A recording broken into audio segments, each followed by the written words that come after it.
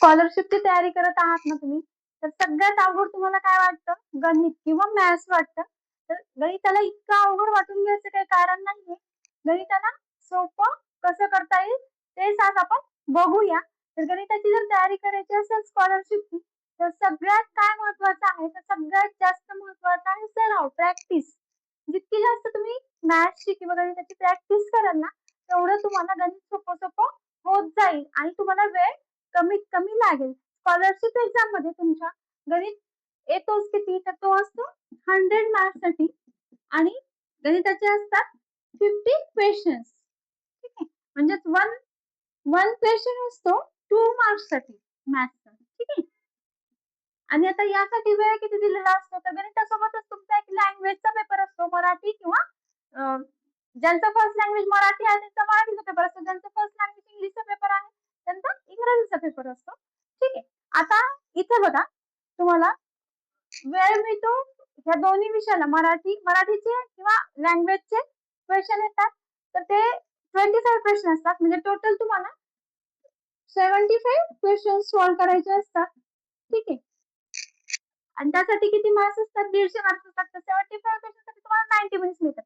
लँग्वेजसाठी कमीत कमी वेळ देऊन गणितासाठी, मॅथ्ससाठी तुम्ही जास्तीत जास्त वेळ काढून घेऊ शकता. ठीक आहे. मग आता सोपं करायचं, प्रॅक्टिस करायची म्हणजे नेमकं काय करायचं? तर आता रोजचं जे आपला गणिताचा सिलेबस आहे त्याचे टॉपिक वाईज सोपे चॅप्टर कोणते, अवघड चॅप्टर कोणते ते आधी पाहून घ्यायचे. तुम्हाला कोणते कारण कोणताही कोणालाही अवघड किंवा सोपा चॅप्टर वाटू शकतो. तर ज्याला जे अवघड बीट वाटतात ना, तर त्याचा जास्तीत जास्त त्यांना सराव केला पाहिजे. ठीक आहे. यासाठी तुम्हाला सगळ्यात पहिले महत्वाचं स्कॉलरशिपसाठी 1 ते 30 पाढे किंवा 1 ते 1 to 30 टेबल पाठ 2 पाठच पाहिजेत. तरच तुम्हाला हे स्कॉलरशिपचं गणित सोपं जातं. ठीक आहे. म्हणजे पटपट करता येतात गणित. ठीक आहे. या अजून काय पाहिजे तुम्हाला तर 1 to 20 पर्यंतचे जे स्क्वेअर्स आहेत ते पण तुम्ही शक्यतो तोंडपाठच करा. स्क्वेअर म्हणजे वर्ग. आता याच्या पुढे आपण शिकणार आहोत की स्क्वेअर्स म्हणजे काय, वर्ग म्हणजे काय. ठीक आहे. आता त्यानंतर जे काही तुमचे ऍडिशन किंवा सबट्रॅक्शनचे बेरीज किंवा वजाबाकीचे प्रॉब्लेम्स आहेत किंवा गुणाकार 2 अंकी, 3 अंकी, 4 अंकी, भागाकार 2 अंकी, 3 अंकी, 4 अंकी.